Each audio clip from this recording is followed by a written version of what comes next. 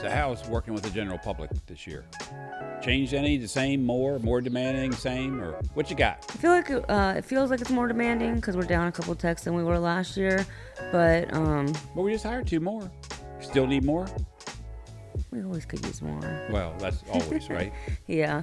I feel like we had more techs on the road last year than we did at the beginning of this year, so it felt like more busier. But I guess not.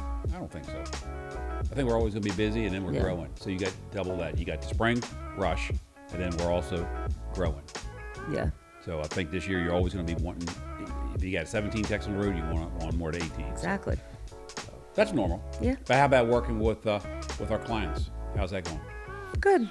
We have a really good client base, so always enjoyable working with them. Sometimes it's challenging.